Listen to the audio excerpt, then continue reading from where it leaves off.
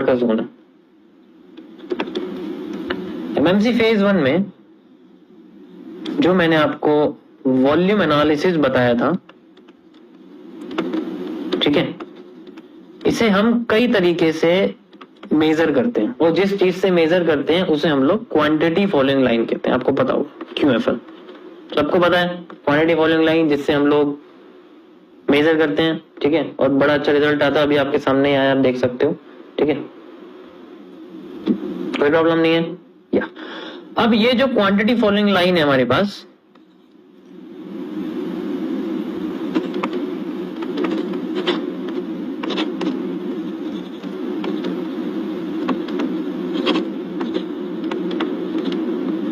इसमें कई सारी चीजें हैं।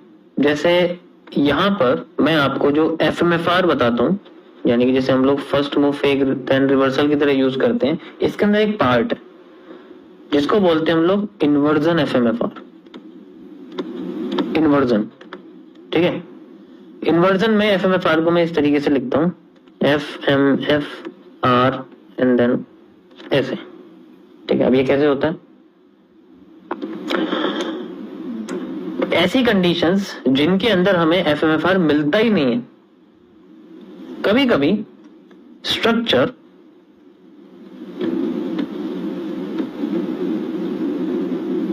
अपने आप को FMFR करता ही नहीं है। लाइक हमारे सामने एक पीनट बना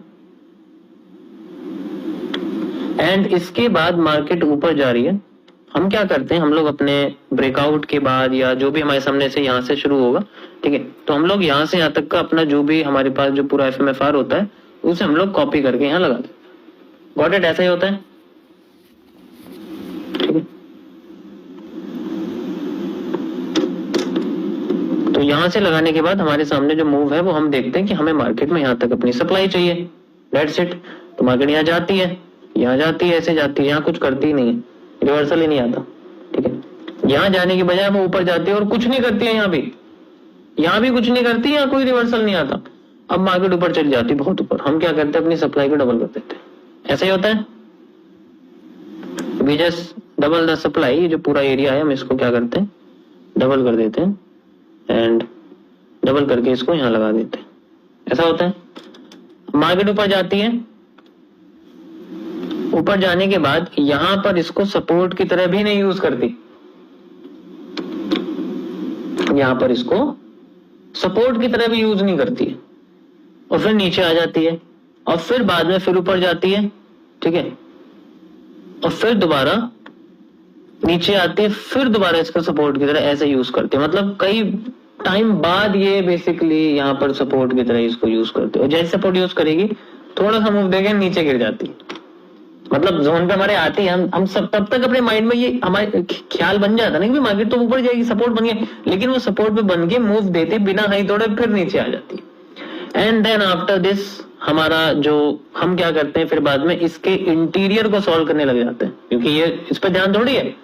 अब ये इंटीरियर बन गया तो ये सप्लाई, ये डिमांड, ये सप्लाई, ये डिमांड, और ये एक्यूरेट होने लग जाती है, लेकिन इन द केस इसको भूल जाते हैं। ऐसे केस में क्या करना है गाइस, कुछ नहीं करना, we have to wait for it. हमने ये पूरा एरिया लगाया था, ठीक है, यहां तक मार्केट नहीं गई तो इसकी तो कोई प्रॉब्लम नहीं। जो हमारे पास ये सपोर्ट था जिसको हम देख रहे थे, मार्केट ने मान लीजिए एक हैंगिंग में भी मारूबूजू बनाया, मार्केट ऊपर गई लेकिन फिर बाद में वहां से रिवर्स कर दिया लाइक दिस, ठीक है। अब यहां से जब रिवर्स कर दिया आपका, यहां से आने के बाद कोई प्रॉब्लम नहीं है कि यहाँ मार्केट रुकी नहीं, लो क्रॉस कर दिया, तो हमें कुछ नहीं करना, हमें ट्रेंड के साथ चलना, दैट्स इट। इसको हम पूरे को वॉल्यूम बर्स्ट समझ सकते हैं। अगर हमने इसको पूरे को वॉल्यूम बर्स्ट समझ लिया, मार्केट दोबारा आएगी नीचे, ऊपर दोबारा आके फिर नीचे गिरना शुरू करेगी। ऐसे में पिरामिड स्कैल्पिंग क्रिएट होती है। मैंने इसके बारे में पिछले साल बताया था। पिरामिड बन रहे हैं 3, कुछ दिख रहा है पिरामिड बनते हुए, थोड़ा सा मुश्किल है, लेकिन एक्चुअल में ये प्रॉब्लम अभी मैं कई सारे बना के दिखाऊंगा। That is how the pyramid scalping works. इसमें कई सारे पोर्शंस आते हैं, मैं हर तरीके से आपको बताऊं। जैसे मार्केट ऊपर गई, पीनेंट बनाया, पीनेंट बना के मार्केट नीचे गिर गई, नीचे गिर के फिर ऊपर चली जाती है। एग्जांपल ये देखो, लाइव तुम्हारे सामने हो रहा है, ये हो रहा है, यही तो करा है मैंने, और क्या करा है, पिन एंड गिर के फिर ऊपर चलने लग जाती। तो ऐसे में हमारे पास जो डिमांड है वो सप्लाई में इंटरचेंज होती है, हम ये भी कर सकते हैं, दैट्स इट। अगर हमारी जो ये पूरा का पूरा पैटर्न है ये हम लोग इंटरचेंज भी कर सकते हैं। अगर मान लीजिए हमारी रिवर्सल एरिया यहाँ तक था बट मार्केट यहाँ नहीं आई, तो हम लोग ये वाली डिमांड निकाल के सप्लाई में इंटरचेंज कर सकते हैं। इन केस अगर यहाँ पर भी नहीं रुकी तो पूरा का पूरा एरिया डबल करना पड़ेगा, वो एज यूजुअल हम लोग करते हैं, जितनी सप्लाई है उसको डबल कर देते हैं। मार्केट अगर इन केस यहाँ पर नहीं रुकती, जैसे कि मैंने आपको बताया था, तो मैं क्या करता है, ये पूरा पोर्शन लेके इसको डबल कर देता, यहाँ से यहाँ तक इसको लगा देता, फिर मेरे को मार्केट यहाँ लिखती, और हूबहू यहाँ कोई ना कोई मेरे को सपोर्ट या रेजिस्टेंस मिल जाए। देखो सपोर्ट यहाँ बना हुआ है, कुछ ना कुछ यहाँ मुझे मिल ही जाता, ऐसा तो हो नहीं सकता मिलता नहीं। और यहाँ पर भी देखो मिला हुआ है, अभी जनरली आप देखोगे ये तीनों बने हुए हैं इस जगह, इसलिए मार्केट यहाँ से उठ भी रही है, लेकिन ये मेजर नहीं है। तो इस तरीके से जो है हम लोग अपने इसको कंटिन्यू करते हैं। देखो सारी चीजें आपके सप्लाई डिमांड पे डिपेंड करती। कैंडल्स को तो हम देख ही नहीं रहे, भूल जाओ कैंडल को। जब जोन पे टैप करके रिवर्स नहीं करी तो वो पैटर्न फेल, वो जोन फेल है। और अगर जोन पे आके वो हमारे पर्टिकुलर जो हम चाहते हैं वो पैटर्न नहीं आया, वो कैंडलस्टिक पैटर्न नहीं आया, तब वो पूरा स्ट्रक्चर फेल है। तो शुरुआत कैंडलस्टिक पैटर्न की डिटेल से ना करके जोन से करोगे तो ज्यादा बेटर। अब जैसे मैं यहाँ जोन एनालिसिस कर रहा हूँ, मेरे जोन पे मार्केट आ गई, मेरे दिमाग में बाय से मुझे सेल में जाना, डेट से मुझे सेल में जाना। अब मेरा स्टॉप लॉस इतना होना चाहिए कि मेरे स्टॉप लॉस के अंडर ही घूम के रिवर्स में आ जाए, तोड़ के ना जाए ऊपर। तो मेरा ऐसा जोन हो कि मैं लिक्विडिटी तोड़ के फिर मेरा एरिया बने, ठीक है। कभी कभी होगा वो तोड़ भी देगी, ऐसी बात नहीं है, एक दो तो हिट होते ही है। मैंने क्या बोला, अगर बड़ा रिवॉर्ड है तो रिस्क तो ट्रेड तो जाएंगे, लॉस में तो नहीं, एनालिसिस गलत तो जाएंगे, ऐसे तो हो ही नहीं सकते, जाएंगे नहीं।